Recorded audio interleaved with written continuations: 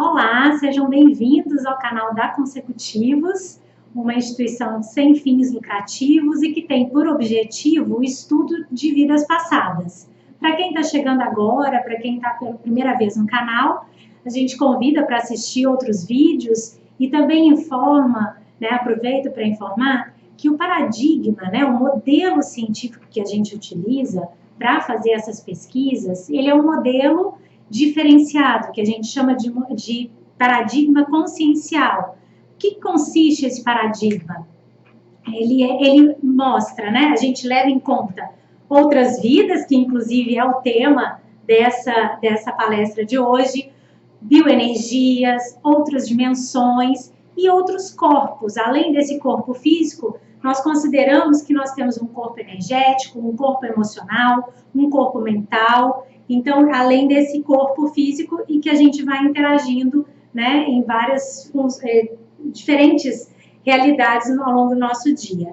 Então, para quem tiver interesse, tem aí o link. Depois eu deixo todos esses links nos comentários do vídeo, tá? Para que vocês possam acessar e quem quiser aprofundar, poder acessar outros materiais, tá bom? Então, além da questão do paradigma consciencial, eu também queria ressaltar a nossa especialidade aqui na Consecutivos, que é, como eu falei, esse estudo de vidas passadas. E no caso, nós chamamos de seriexologia. O que vem a ser seriexologia?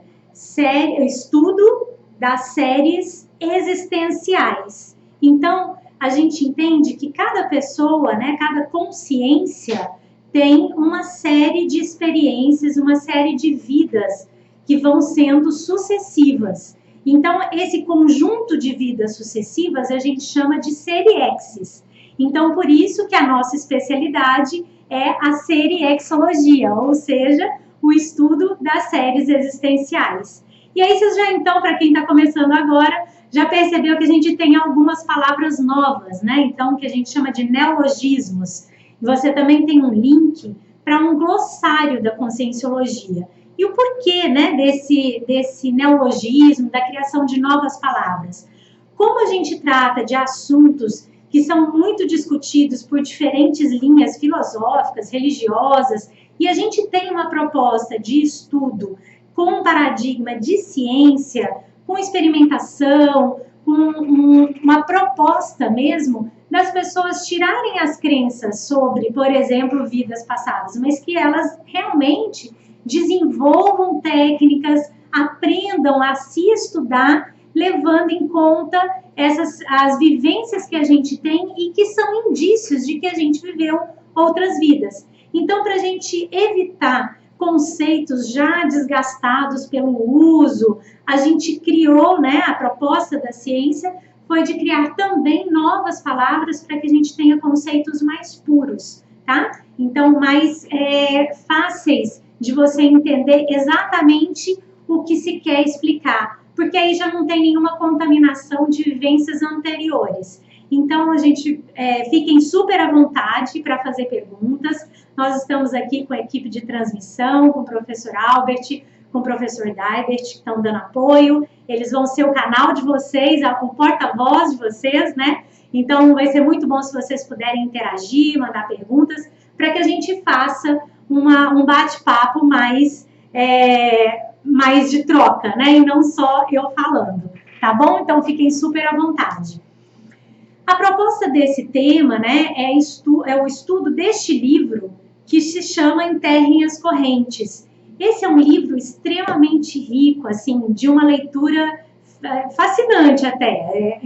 É um tema muito pesado e denso, mas que o autor foi muito feliz numa escrita de maneira muito leve e sem subtrair a profundidade e a complexidade que o tema merece. Então, para quem já leu, sabe do que eu estou falando. Para quem ainda não leu, eu faço um convite à leitura dessa obra, que realmente é muito boa e é gostosa de ler, por pior que seja o tema, por mais complexo que seja o tema, ela é gostosa de ler. Então, e também para quem ainda não leu, eu vou tentar fazer pouco spoiler, tá? Só para aguçar a curiosidade de vocês. mas mesmo já tendo lido ou sabendo um pouco da história, é um livro que vale a pena ser relido. Então, o autor, né, o professor, ele é também professor, Adam Rothschild, ele é dos Estados Unidos, a edição no Brasil foi em 2007 pela editora Record, e o livro ele trata da trajetória dos abolicionistas ingleses dentro desse movimento que acabou fazendo, né, influenciando outros países a partir do movimento abolicionista na Inglaterra. Ele foca especialmente no trabalho de algumas personalidades, mas o livro é extremamente rico em detalhes, em casos, ele usa fontes primárias para fazer a contextualização dos temas, então, assim, ele é muito bom nesse sentido. E ele mostra muito esse papel dos grupos, né, de ativismo social. Então, mostrou o quanto foi importante esse ativismo social e político para se conseguir romper com, pelo menos parcialmente, né, com um sistema que vem desde a antiguidade. Então, pela primeira vez, de fato, a sociedade se mobilizou para romper com um sistema escravagista. Isso foi no século XVIII, né, no finalzinho do século XVIII, e aí a gente vinha, né, de um movimento forte de colonização, especialmente a Inglaterra era uma grande potência colonizadora, né, e curiosamente, né, a gente pode pensar que os negros em solo inglês eram livres. Então, era um paradoxo, né? Porque, às vezes, inclusive, os negros fugiam ou das colônias ou de outros sistemas escravagistas e iam para a Inglaterra exatamente porque lá eles eram considerados pessoas livres. Porém, a Inglaterra, as colônias, né, da Inglaterra eram escravagistas e era um sistema, né, dos mais cruéis em termos de trato com os escravos. Então, ele mostra muito bem esse paradoxo. E a gente vai estudar um pouco, né, sobre esse paradoxo também aqui na nossa apresentação. Então, ele dá ênfase, né, nos comitês antitráfico, nas petições públicas, na mobilização de toda a sociedade. E aí a gente vê que grupos, né, que também eram tidos à margem, que também eram minorias, digamos assim, se envolveram nessa causa, como o caso das mulheres, que tiveram um papel predominante, assim, fundamental, eu diria, para auxiliar no processo de mobilização da comunidade como um todo. Então, entraram em boicotes contra o açúcar, elas também assinaram petições públicas, o que também deu uma notoriedade para as causas de gênero, né, femininas, porque as mulheres não tinham direito a isso, mas elas se fizeram presente nas petições e isso acabou abrindo espaço para o debate sobre a presença ou não da mulher, tanto nos debates políticos, né, como sociais. Então, assim, é uma obra extremamente rica e que mostra esses 50 anos de luta, né, pela abolição na Inglaterra.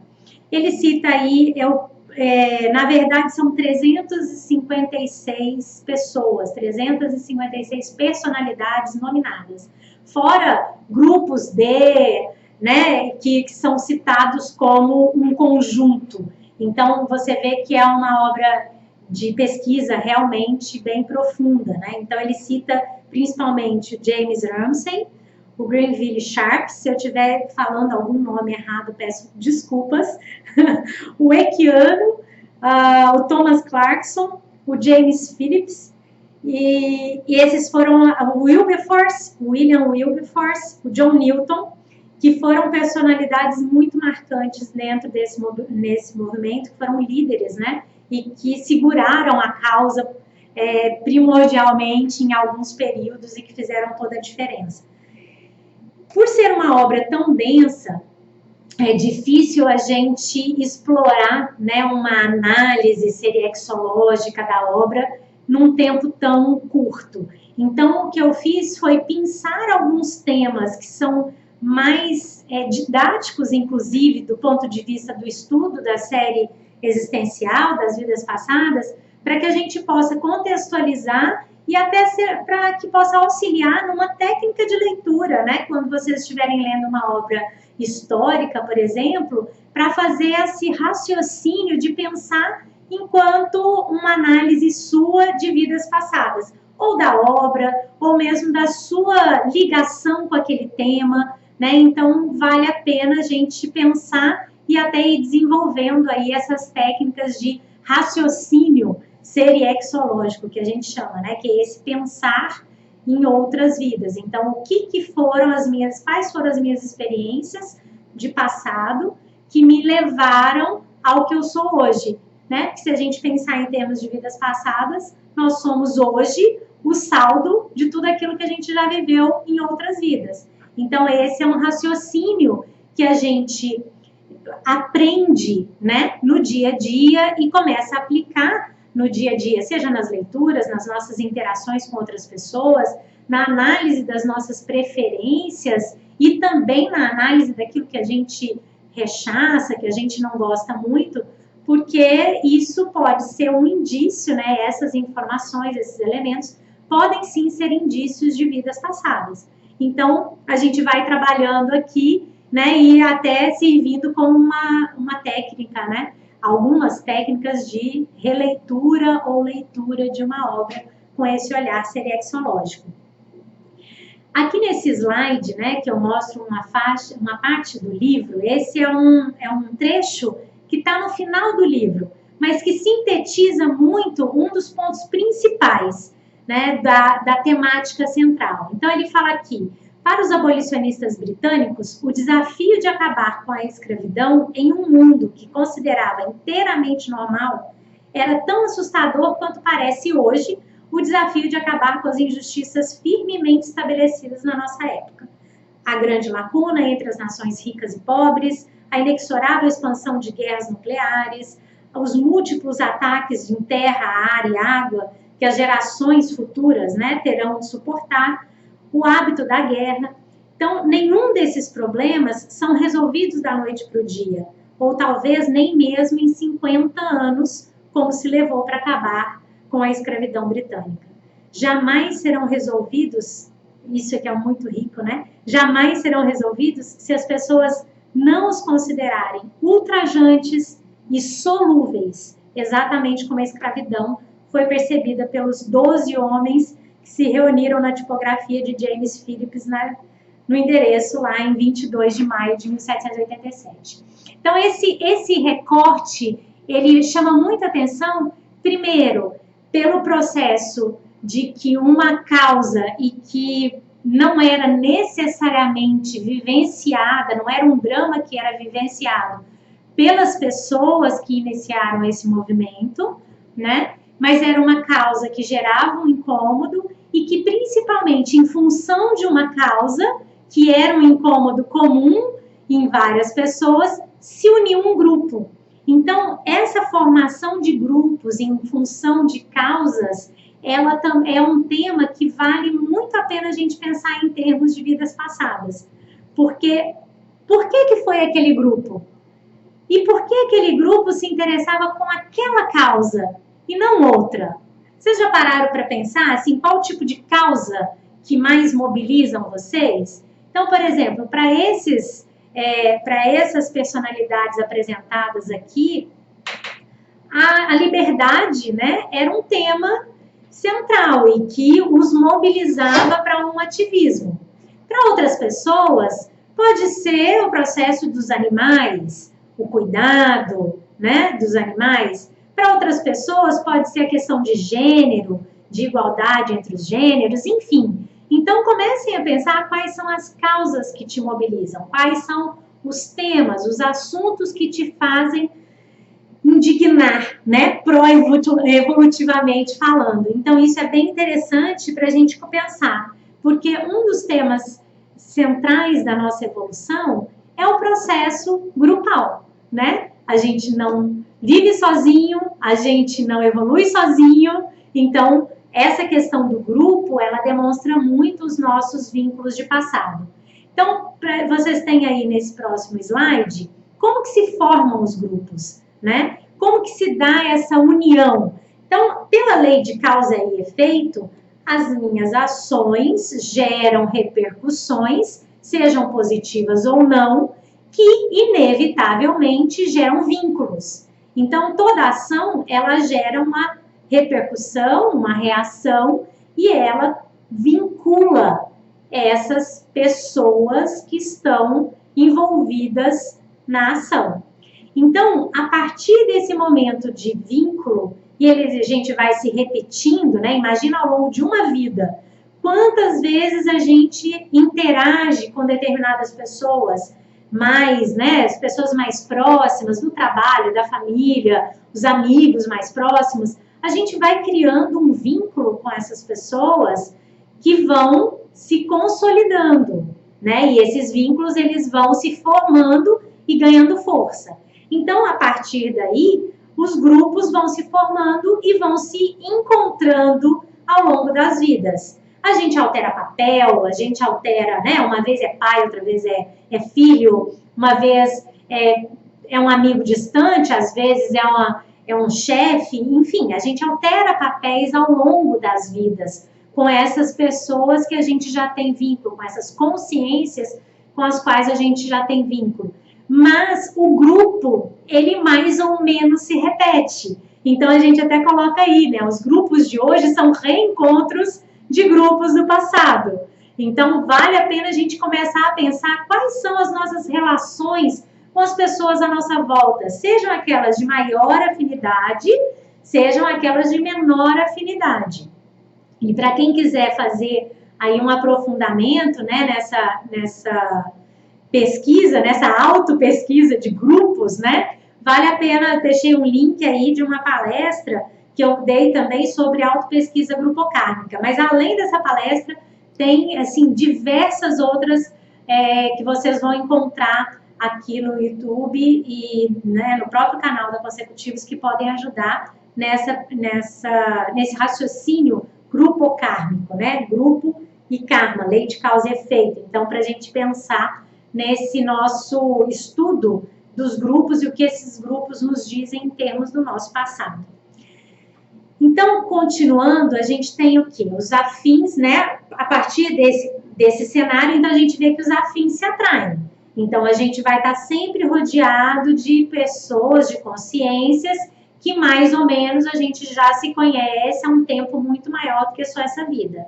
Então, à medida com que a gente amadurece, né, a gente vai tomando uma lucidez maior quanto ao processo evolutivo, que a vida não é só uma, que a gente está nessa vida, que as vidas, né, são oportunidades de reconciliação, de reperspectivação, de repensar o nosso jeito de ser, para que a gente seja melhor. Então, a partir do momento que a gente vai começando a ter mais lucidez desse processo, vai ficando mais claro que mesmo aqueles encontros de desafetos ou daquela pessoa que logo de cara se encontrou e falou, mas não bateu, não deu química.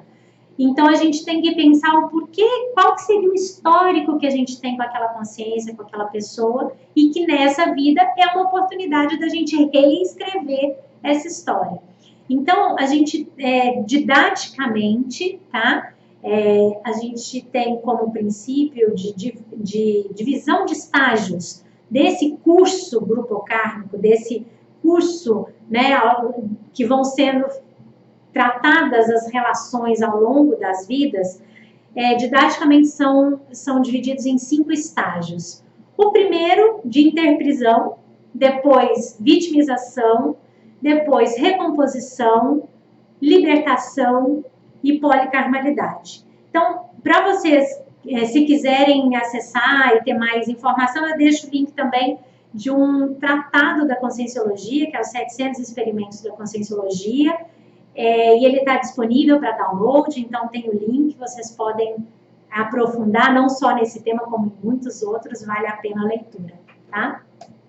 Então, para a gente entender um pouco mais cada estágio desse, né? Até para a gente entender e qual será que é o estágio que esse grupo, né, de abolicionistas está em relação à causa da escravatura, né, da escravidão. Então, na interprisão, é uma fase em que a pessoa ela tem foco absolutamente egóico. Então, a pessoa ela só pensa nela, na razão dela, ela prefere ter razão do que bom senso, e o mundo gira em torno dela, e se alguém a incomoda, então o problema é do outro, nunca dela. E também os outros estão ali para servi-la e para fazer com que ela seja cada vez mais feliz, não importa se o outro não está sendo feliz ao cumprir a felicidade, ao realizar a felicidade dela. Então, assim, se a gente joga, né, transporta esse conceito lá para a obra, né, então pensando no contexto escravagista, os escravagistas, né, os donos de escravo, os donos de comércio de escravos, os próprios mercadores, né, os donos dos navios, são pessoas que estão naquele contexto, eles estão num contexto de interprisão, certo? Eles não têm lucidez evolutiva de que estão explorando outra consciência. Ou, mesmo que tenham, porque muitos sabiam que estavam explorando, ele não tem um nível de consciência que o faça pensar. Eu vou tratar um pouquinho mais à frente, mas ele não tem o que a gente chama de cosmoética, que é o quê? Uma ética além dessa ética humana, né? Porque, Luciana, o escravagismo, né? Era legal, ele não estava fazendo nada ilegal, fora da lei, né? No século XVIII, ele podia ter escravo. Sim, ele podia. Pela lei, ele podia. Mas evolutivamente, ele não devia. Então, ele estava cumpridor da lei, mas ele não tinha ainda desenvolvido a lucidez evolutiva. Então, esse processo da gente fazer essa comparação é interessante para a gente pensar hoje o que está dentro da lei, o que faz parte da nossa senso comum e que evolutivamente não traga um bom resultado. O que a gente está alimentando de interprisão, mesmo estando agindo normalmente. Por quê? A ética, a moral, ela é muito baseada nos valores, nos costumes, nas leis vigentes no momento, né? Mas se a gente olha hoje, século 21, para atrocidades que aconteciam no século, vamos colocar no próprio século 18, né? Que foi um período da escravidão extremamente crescente, né? Foi um período que a escravidão cresceu assustadoramente em número, em quantidade de escravos. Para aquela época estava normal, né? E hoje a gente olha e fala assim, mas é um absurdo. Jamais, é impossível uma pessoa ter... Eu jamais teria feito isso. Será? E hoje, quais são as ações que a gente está tendo que há 200 anos, daqui 200 anos, a gente vai olhar para trás e vai falar assim, não, gente, impossível, não é possível que não tinha senso, né? Por quê? Porque a gente olha hoje com olhos de hoje, julgando uma ação do passado. E as interprisões, elas são criadas assim. Não são só grotescas do ponto de vista intencional. Lógico que a intencionalidade, ela piora muito a conta, né? Mas muitas interprisões também são feitas meio que, poxa, era o que tinha e todo mundo fazia, eu também estou fazendo. Então, isso é importante a gente avaliar enquanto autopesquisa, né? Seriexológica, não só usando o passado como um indício, um indicador, para a gente olhar para o nosso hoje e ver que a gente pode ter algumas questões que no futuro, numa próxima vida, a gente pode tá incoerente, falar, poxa, não é possível, não posso ter feito isso. Um exemplo, só para a gente ter, né, um exemplo. Muito provavelmente, pelo andar da carruagem, a gente, daqui umas 2 vidas, vai achar um absurdo comer carne. porque você está matando animais. Então, assim, são coisas para a gente pensar em quais seriam as questões muito comuns que a gente vê hoje em dia, que até a gente já vê um grupo ou outro se manifestando com um pensamento mais evolutivo ou mais consciente, mais ecológico, e que a gente, não, isso é normal e faz parte, entendeu? Então, é uma forma da gente compreender como se dão as interprisões. E a gente pode ter uma interprisão mais séria com determinados grupos, a gente pode ter interprisões mais leves com outros grupos, a gente já pode estar, né, que é o próximo estágio aí, na vitimização em algumas circunstâncias. Então, assim, é interessante a gente entender que essa separação ela é didática para a gente compreender o processo, mas a gente pode estar predominantemente numa faixa, mas oscila de acordo com cada temática, a gente pode estar numa faixa diferente, tá certo? Então, vamos entender a vitimização. É a fase em que a pessoa ela já começa a duvidar das próprias certezas. Então, ela já começa a ser vítima dos processos que ela construiu no passado. Então, se a gente jogar, né, transpor esse exemplo aqui para o livro, então, será que os escravos, na condição de escravo, já estava num processo de vitimização, que numa vida anterior, né, ou algumas, ele tivesse sido escravagista? Pode ser. E o que vai definir isso? Vai definir do como ele reage frente a esse processo de vitimização. Porque a gente vê também no livro e em outras, né, outras fontes, que os escravos, os próprios escravos, eles se alforriavam, havia casos, né, claro que não é todos, mas assim, havia casos que eles se alforriavam e compravam outros escravos. Ou seja, ele estava num processo, ele já estava numa condição de vitimização, mas ainda criando interprisão. Então, ele ainda está muito mais na interprisão, porque ele não abriu mão de romper com esse processo. Então, a vitimização é quando você já começa a se questionar. Peraí, faz sentido? Não, ok, pode ser que eu esteja pagando um pouco do que eu já construí, então deixa eu segurar a onda e eu não vou revidar, tá? Então, a vitimização, ela já traz essa condição de você sofrer o que você, né, das estruturas que você ajudou a construir anteriormente. Um terceiro estágio é a recomposição. Então, é o estágio onde a consciência ela já começa a ter uma ação prática muito mais consistente no processo de reconstituição, de reconfiguração, de recomposição com os grupos que ela reconhece com maior ou menor consciência que tem relação. Então, se a gente pegar no livro, os abolicionistas, eles têm essa condição de recomposição grupocármica, porque eles já estavam trabalhando em prol de auxiliar no rompimento do processo escravagista. E aí, se a gente pensa nesse ciclo, né, nesse curso grupocármico, no século XVIII, ele está numa condição de recomposição grupocármica, né? Provavelmente ele já tinha passado pela condição de vitimização como escravo, ele já tinha passado pelo processo de interprisão como escravagista, então é um crescendo.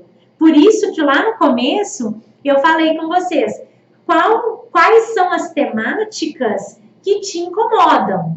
Quais são as temáticas que te motivam, mobilizam para uma ação mais ativista? Ela muito provavelmente diz do seu passado, porque é algo que você já tem um certo incômodo, você já tem um nível, por mais inconsciente que seja, inconsciente no sentido de não saber o porquê necessariamente, mas você já tem essa predisposição a se sensibilizar com esse tipo de causa. Então, é interessante a gente abrir para essas perspectivas para que a gente possa começar a fazer esse raciocínio de pensar seriexologicamente, pensar em quais foram as minhas ações em vidas passadas que me levam a ter esse tipo, por exemplo, de incômodo com determinadas causas, ok? Então, lembrando, quem tiver dúvidas, perguntas, vamos lá, tá bom? Vai ser um prazer conversar com vocês.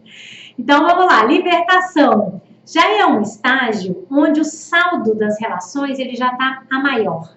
Então, assim, você já não sente essa cobrança energética e mesmo efetiva do processo grupal com um grupo só, ou predominantemente com determinados grupos, ou na família, né? Porque a gente está usando aqui um exemplo de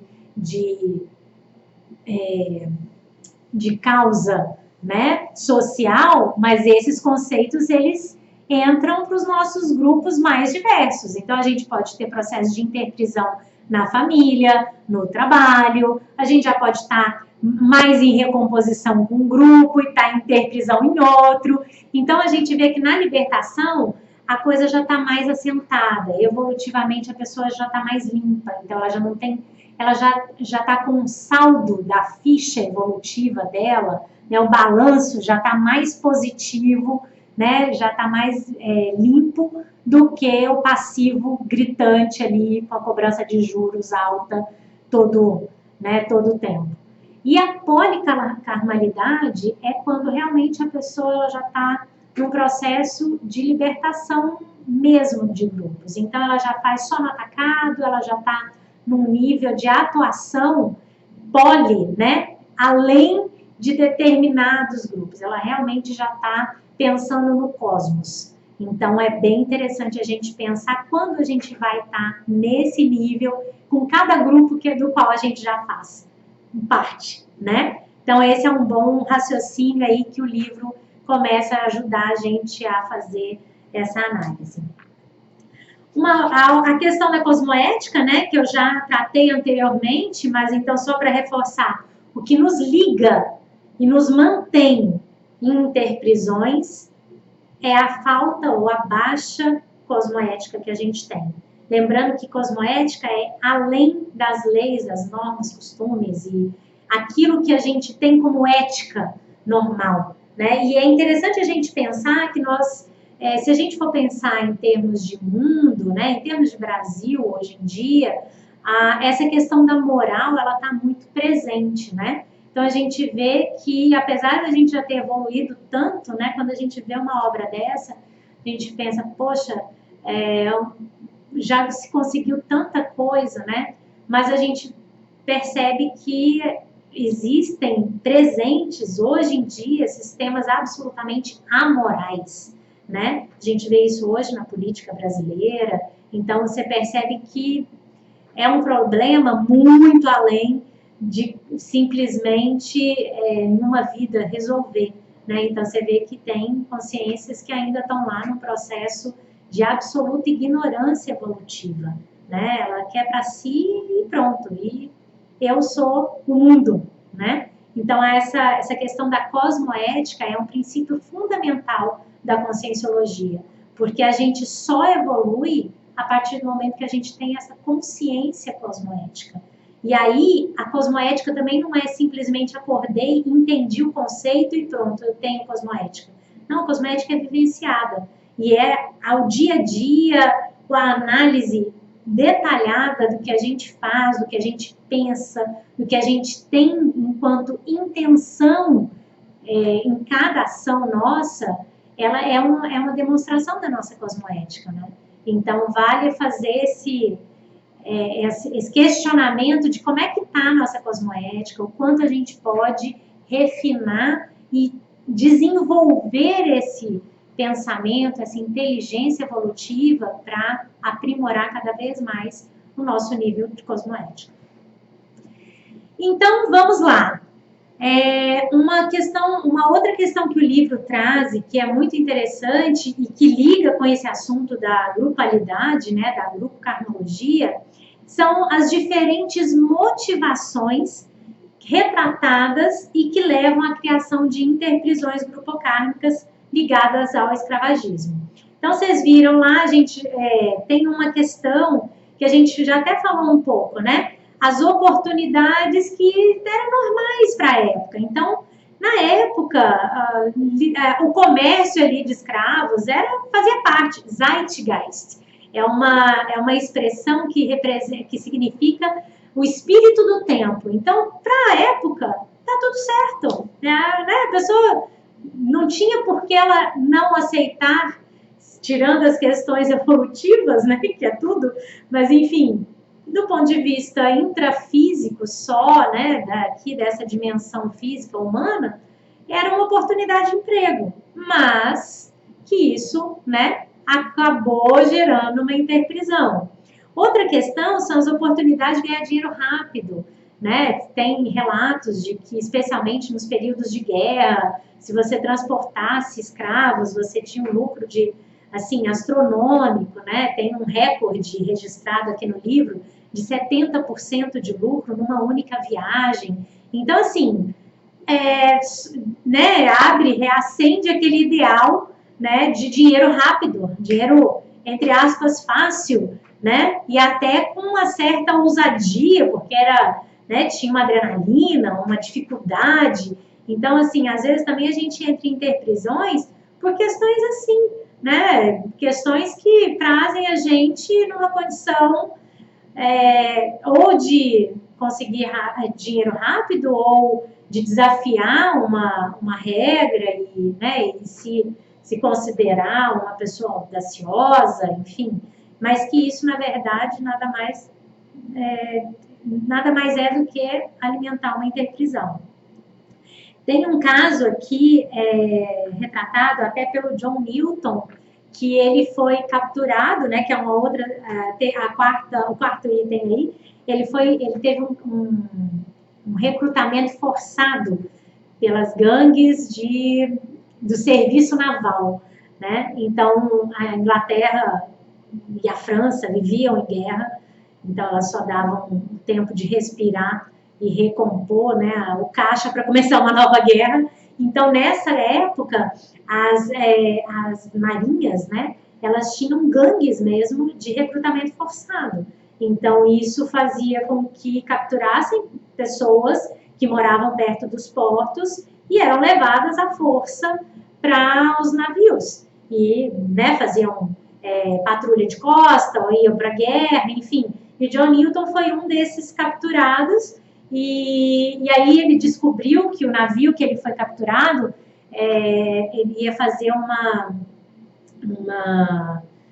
seria usado como guarda costeira, né, e que ficaria 5 anos nessa função, e ele estava apaixonado, querendo se casar, ele deu um jeito de fugir desse navio e entrou no navio escravagista. Então, é o típico, né, saiu do espeto e caiu na brasa.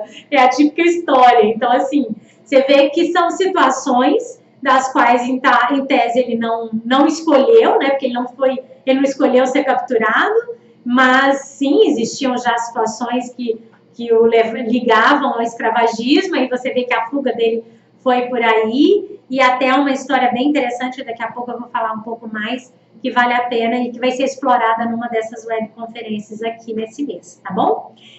E, por outro lado, também tem as motivações que ligam ao engajamento de causas, né? Configurando aí a situação já de recomposição grupocármica dentro desse contexto escravagista.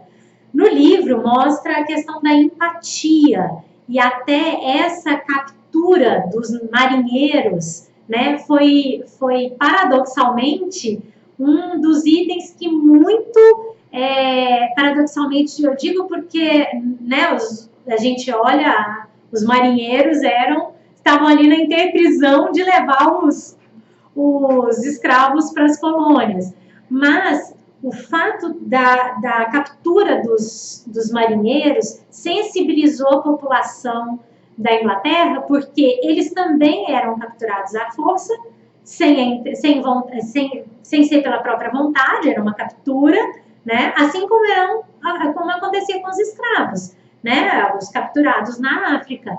E o mais interessante é que eles também eram torturados, né? Se eles se rebelavam e tudo, eles também eram torturados. Ou seja, eles viveram também situações muito próximas do que acontecia com os escravos. Então, as próprias famílias dos marinheiros que eram capturados se envolveram na causa em função dessa empatia. Falou, não, eu entendo o que eles passam, porque eu também passo por isso. Então, é bem interessante esse movimento da empatia para se mobilizar para uma causa pró-evolutiva.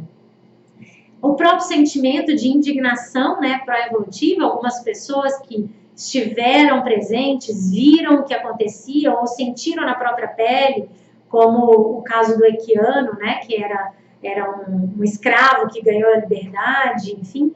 Então, você vê que essa indignação, ela pró-evolutiva e não anti-evolutiva, no sentido de criar mais interprisão, mas de trabalhar pelo rompimento daquele sistema, também foi muito bem retratado na obra. E a compaixão, né?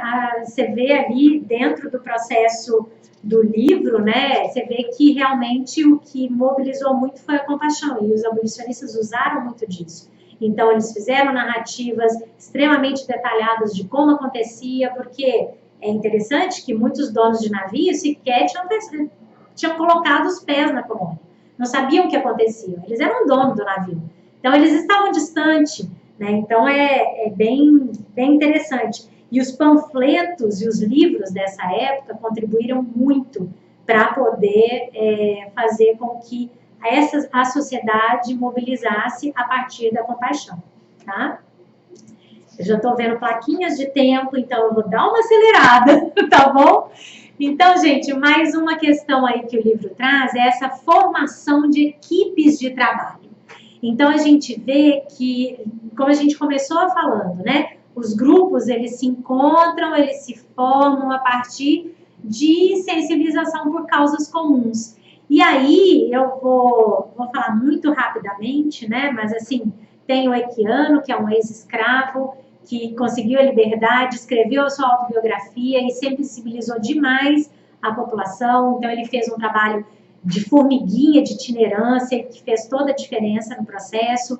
O James Phillips era o dono daquela tipografia, né, que eu falei, que eu mostrei lá no comecinho, naquele slide que tem uma foto do livro, então, de um trecho de um livro. Ele era quaker, então você vê que tem dois chapeuzinhos aí, quaker e chapeuzinho preto, que eu não consegui foto deles, mas os quakers, eles se envolveram muito na causa abolicionista inglesa e, olha, vale a pena muito ler o livro, gente, porque a riqueza de detalhes que é explorado de cada ação dessas pessoas é brilhante, é fantástico. Tem o Thomas Clarkson, que foi muito, e é uma das figuras centrais mesmo do livro, assim, a narrativa sobre as viagens e o trabalho incansável dele é muito rica e vale muito a pena conhecer. O James Ramsay, que era sacerdote, também foi um cirurgião de navio e foi fundamental porque as pessoas elas se negavam a fazer relatos sobre as viagens, né, e sobre o que acontecia nas colônias, porque eles sofriam ameaças de morte. Então, esse cirurgião foi muito fundamental porque ele contribuiu abrindo e a partir daí muitos outros aceitaram a falar. Greenville Sharp, que é um cara bem interessante, ele de uma família muito rica e também vale a pena entender a história dele, que é muito bem falada no livro, assim, do processo da própria família dele oportunizando para que ele se envolvesse com a causa. Então, você vê um grupo karma auxiliando num trabalho de outro grupo. Então, assim, é muito bacana, é uma história incrível. O John Newton, que eu vou falar pouco dele porque a gente vai ter uma palestra sobre ele daqui 2 semanas, mas ele foi um pastor anglicano, ele vivenciou, né, a gente já falou um pouquinho, ele foi marinheiro, e depois transportou escravos, né, em navios negreiros, enfim. Então, e ao mesmo tempo, ao final, da vida, ele fez uma virada e se aderiu ao movimento abolicionista. O Joseph Woods, ele também era um quaker, também era comerciante, né, e escreveu um panfleto, Pensamento sobre a Escravidão dos Negros, que também foi um panfleto bem influente na época e que ajudou muito a causa. O William Wilberforce, que é um dos mais conhecidos aqui, né, que a gente estuda muito ele já aqui na Conscienciologia, já teve cursos e já tem muitos grupos aqui que estuda, que ele foi o político da causa, então ele era a voz no parlamento e foi fundamental a participação dele no movimento. Então, assim, você vê que são singularidades que se unem e que criam uma sinergia para o movimento. Mas lembrando que são mais de 350 pessoas relatadas, tanto no ponto de vista, né, da interprisão quanto da abolição. Então, essa é uma amostra muito pequena de tudo que foi falado no livro. Mas, especialmente, ele mostra a união de pessoas, porque esses trabalharam muito tempo juntos em prol dessa mobilização. Então, provavelmente, essa equipe, né, a gente chama de equipe intrafísica, ela sendo consolidada, ela vai também desenvolver trabalhos extrafísicos, né, fora dessa dimensão física, nos períodos de intermissão entre uma vida e outra, tá? Então, é interessante. Eu vou passar rapidamente por esse próximo slide, que é incoerência evolutiva, porque eu já falei um pouco dele também, e que fala, né, da incoerência que a Inglaterra, o negro no solo inglês era considerado um homem livre, mas ao mesmo tempo nas colônias existia um processo escravagista extremamente cruel, e também outras, não só o país em si, mas se você pegar, por exemplo, uma das colônias, né, que era tidas como das piores colônias em termos de tratamento com os escravos, era de uma igreja anglicana e pior, era o braço, era o ramo missionário dessa igreja, né, e que era também ligado aos clérigos lá de Oxford e Cambridge. Então, você vê que a coisa ela é muito mais complexa do que simplesmente, né, uma questão estanque, tá? Então, eu vou parar um pouquinho, porque tem uma pergunta, o professor Albert vai ler pra gente. Então, o Orlando Silva, ele pergunta assim, você conseguiu identificar nessa existência alguma dessas consciências abolicionistas? Orlando, essa é uma curiosidade que eu vou te dizer. Olha, está escrito aqui no finalzinho. Quem foram essas pessoas? Anotei aqui no meu livro. Eu tenho algumas desconfianças, tá? Especialmente de uma pessoa. E eu sei que tem várias pessoas aqui na CCC que estudam isoladamente um ou outro, mas não conheço ninguém que tenha uma pesquisa que já esteja, pelo menos não que eu tenha conhecimento, tá? Que esteja num nível já de, assim, não, olha, eu acho que fui fulano ou não, enfim. Mas, com certeza, eu acho de verdade que tem alguns aqui, tá? Eu tenho alguns cheiros, eu tenho algumas... tem algumas hipóteses, mas como eles não se auto-indicaram, auto-localizaram, eu não vou expor ninguém, tá bom? Tem mais uma pergunta. Tem a Rogiana Severino. Sim. E ela pergunta, e no Brasil, você já fez algum estudo dos abolicionistas mais expressivos? Rogiana, nós vamos apresentar algumas coisas dos abolicionistas, né? Não só brasileiros, mas muito dos brasileiros, no curso que a gente vai fazer, eu vou até falar no final, mas aqui é o curso Abolição e Seriexes, que você já está convidada, né? E também no curso do dia 13 de maio, que a gente vai falar sobre a abolição no Brasil. Então, vai ser bem interessante. A gente vai falar sobre a abolição no Brasil, a família real, os abolicionistas daquela época e sobre a miscigenação, que vai ser um estudo de caso com a professora Flávia Tavares e a parte da abolição no Brasil com a professora Suelen. Vale muito a pena explorar, a gente não tem muito tempo de explorar aqui na palestra, mas sim e também tem um grupo grande de pessoas, né, dentro da comunidade que estudam abolicionistas no Brasil, tá? Abolicionistas brasileiros. Tem inclusive um grupo de estudos grande na Bahia, eu sei que tem pessoal de Brasília que estuda, tem muita gente daqui. Então, assim, eu acho que vai ser muito legal os cursos, porque vai ser um encontro, né, de pessoas afins, né, e que já estudam. Então, a gente vai ter tempo durante o curso exatamente para ter essas trocas, tá?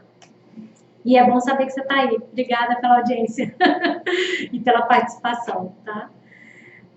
Um outro conceito que vale a pena a gente explorar do ponto de vista, né, de análise de vidas sucessivas é o conceito de retrovida crítica. Retrovida crítica é uma vida que a gente teve no passado e que a gente virou a mesa.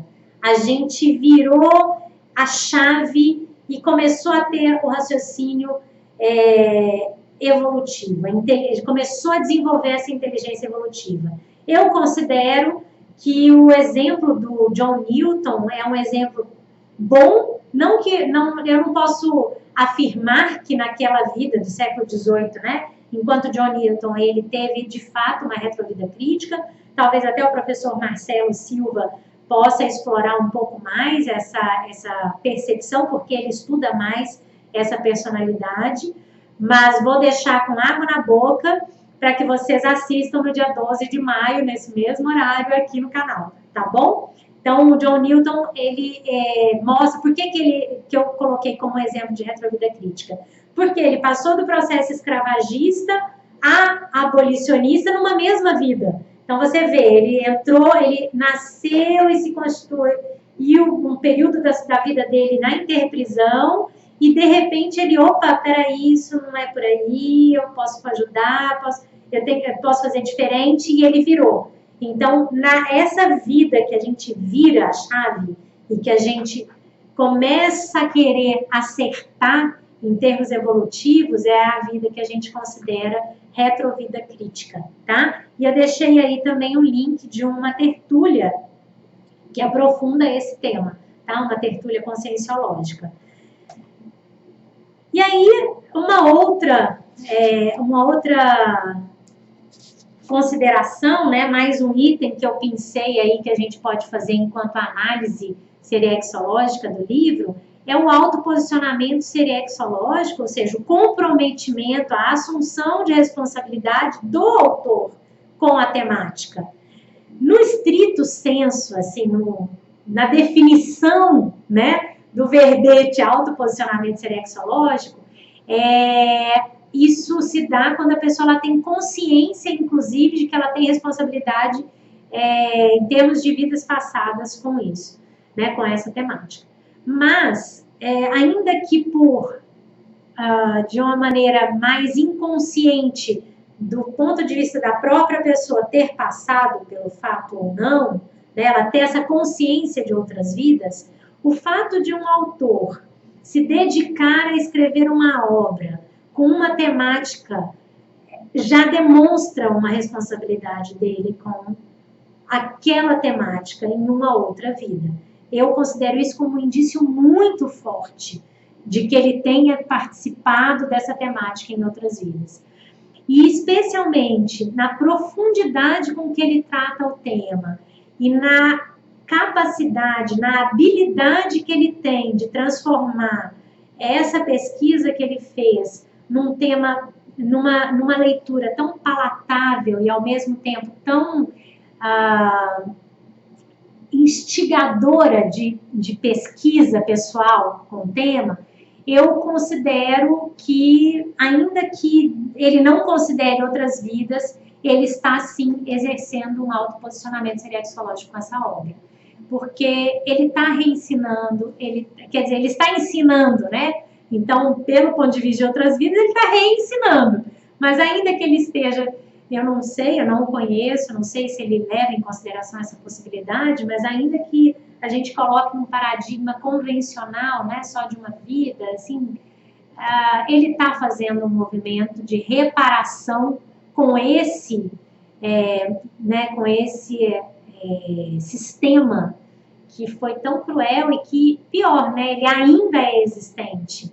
Então, é interessante a gente pensar que a escravidão, ela vem desde a antiguidade, ela ganhou a etnia, ali foi né, tem alguns autores que falam que é uma invenção do século XVIII, mas, enfim, na verdade ela se tornou étnica. Mas a escravidão ela é muito mais antiga do que a escravidão negra. Né? Ela vem da escravidão de espólio de guerra, ou mesmo de subjugação dos mais fortes, mais poderosos. Então, assim, a gente tem que pensar que esse é um sistema que ele vem de muito tempo, que ele passou por processos de abolição, dentro desse processo da escravidão racial, étnica, mas que ele ainda existe. A escravidão moderna mostra que ela ainda está presente. Os estudos sobre escravidão moderna mostram que a escravidão ainda está presente.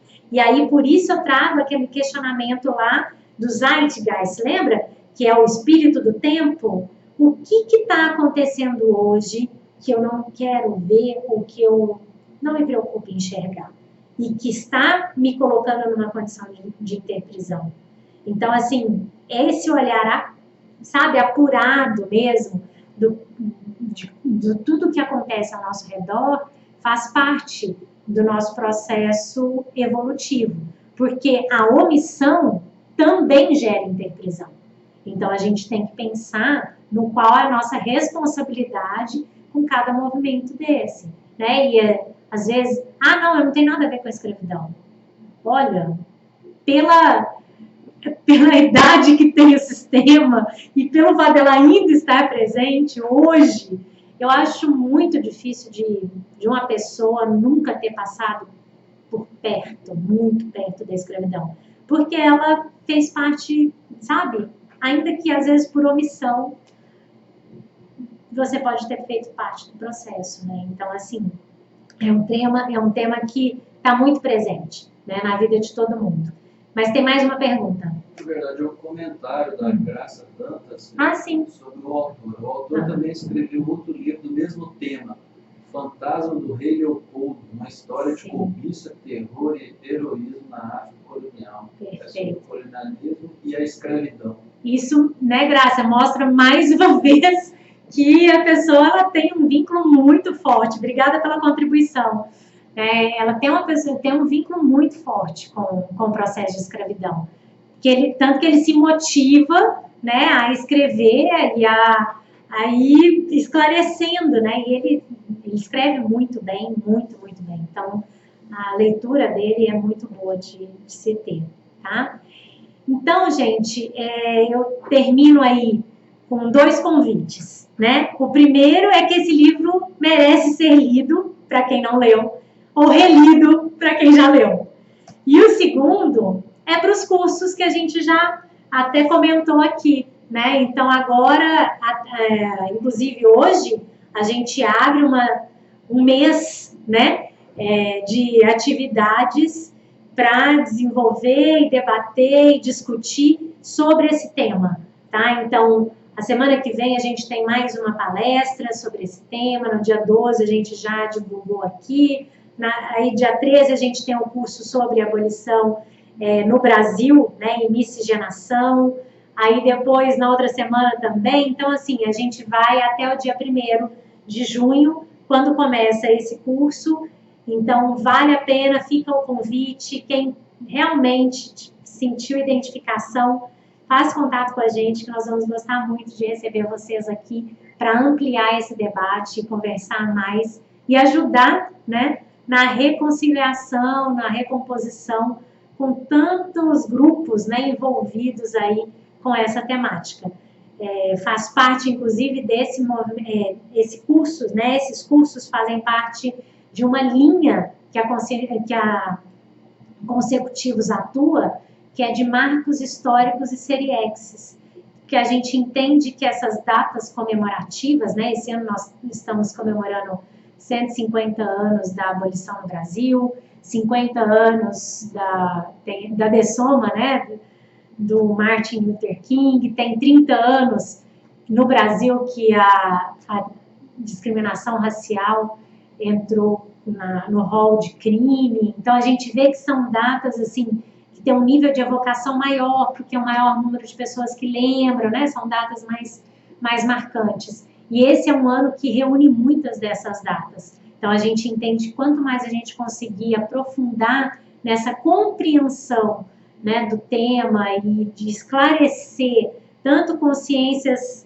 aqui, né, intrafísicas, que estão com o corpo físico hoje, nessa dimensão, né, quanto consciências extrafísicas, que já não estão com o corpo físico, mas que estão gravitando, né, ou com mágoa, ou ainda com alguma questão mal parada dentro desse ou pensando, desse conjunto de pensamentos, sentimentos e energias que ligam à escravidão.